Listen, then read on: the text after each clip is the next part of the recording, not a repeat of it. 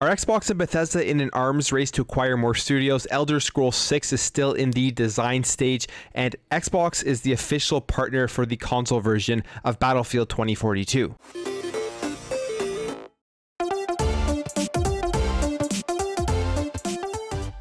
So yesterday was a big day for PlayStation as they announced the official acquisition of Housemarque Games. As we know, Housemarque recently just released the PlayStation 5 exclusive Returnal. And previous to that, they've just been doing all of their work pretty much already exclusively on the PlayStation platform. As we go here to their website and we take a look at their games, and we can see here that they have been exclusive for PlayStation 5 and PlayStation 4, PlayStation 3, PlayStation Vita before that, as well as some games also coming out on PC. Now for me, before Returnal, I didn't know too much about Housemarque Games, but I did realize that I have played some of their games. I haven't played Returnal yet, but I have played Resogun and Super Stardust, which were both very fun games. But this acquisition just makes a lot of sense for PlayStation because of the fact that they've pretty much already been exclusive to the platform. Now, people are wondering if this was a move because of the fact that Xbox has been acquiring so many studios with Bethesda and having 23 studios under Xbox Game Studios. Well, Herman Hulse, the head of PlayStation Studios, chimed in on this, saying that it is not an arms race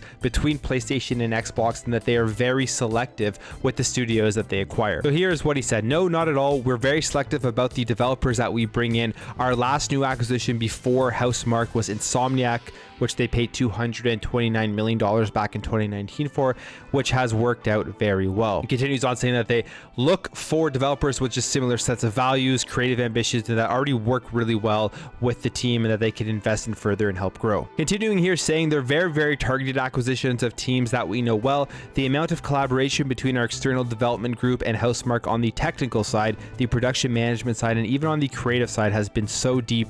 So for us, it just makes sense to do that. Obviously, this is not something you do overnight. Ilari and my team have been working on this for quite a while, but we obviously didn't want to distract the core group at Housemarque that's been working to get this amazing title out. Now, what else is interesting is that they also talks about here that Housemarque is not going to be really making smaller games now. They're going to be building upon Returnal because of the fact that they're going to have a big company like PlayStation behind them, have all of that funding, and they're going to be able to make bigger, more ambitious games. And in terms of this being an arms race between PlayStation and Xbox, it can't really be an arms race if you really want to step back and think about it because of just how much bigger Microsoft is as a company.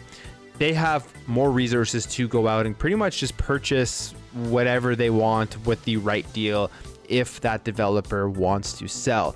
Now Microsoft is a $2 trillion company, which is just absolutely crazy to think about. And in order for PlayStation to continue to acquire studios and to compete with having more first-party studios under PlayStation Studios, they're definitely, like Herman Hulse is saying, going to have to be very selective of the studios they go out and acquire. So there's other studios I'm sure that are going to be popping up. I think there was a graphic that they accidentally posted before announcing this. So it was this exact graphic here, but it said PlayStation Studios and Bluepoint. So I'm assuming that's going to be the next acquisition coming for PlayStation. And again, Bluepoint is another one of those studios that pretty much only works with PlayStation already.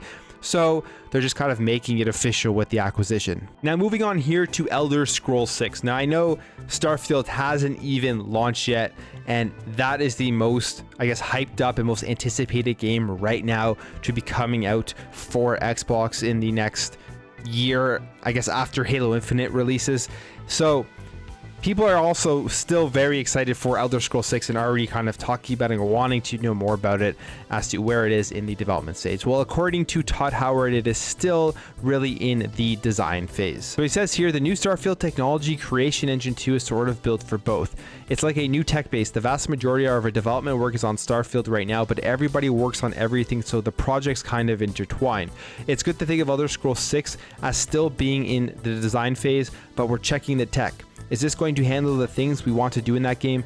Every game will have some new suites of technology, so Elder Scrolls 6 will have some additions onto Creation Engine 2 that game is going to require. Now, it's not surprising. I mean, they announced Elder Scrolls 6 in 2018, and according to Pete Hines here, the reason why they announced it so early was because they wanted to just reassure people that they were still going to be working on big new single player games, big open world RPGs, because at that time in 2018 they had announced Fallout 76, which, as we know, was an online MMO style of game, and they didn't want people to think that that's where Bethesda was going, so they made the Elder Scrolls 6 announcement. But we've seen Starfield, we saw the in-game trailer of the graphics, and the game looks stunning. So you can imagine just how good Elder Scrolls 6 is going to look, especially as time goes on. Creation Engine 2, like he says here, gets some additions to it.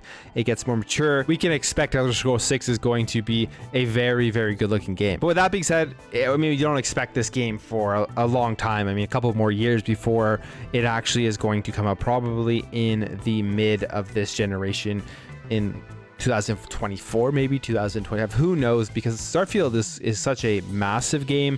And if they're only in the design phase now, they're going to fully get all of their people onto Elder Scrolls 6 once Starfield has launched and once it's complete. So that's not coming until 2022. Now, finally, we got some more information about Battlefield 2042 as DICE and EA announced a bunch of partnerships in preparation for its release on October 22nd. So DICE and EA announced that Microsoft and Xbox are entering into a partnership, making the Xbox the official console for Battlefield 2042.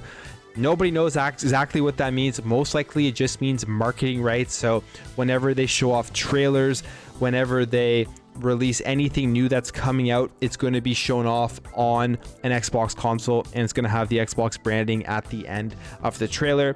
But it could mean other things as well. You never know exactly what these deals mean, but they're going to be showing off more Battlefield 2042 at EA Play on July 22nd, and I'm sure whenever they show off the gameplay, it will have the Xbox branding and Xbox marketing on it, but maybe they'll announce something that is completely surprising. And this makes a lot of sense, obviously, with the fact that EA Play is part of Xbox Game Pass Ultimate.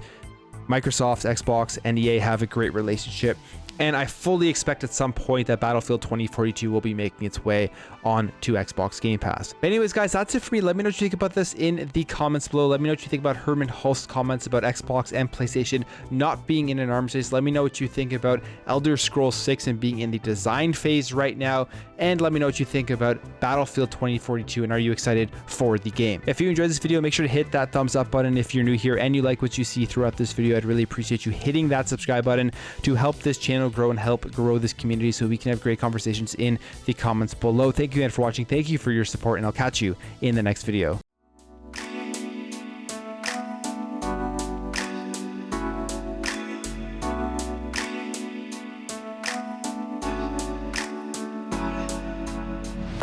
Bye.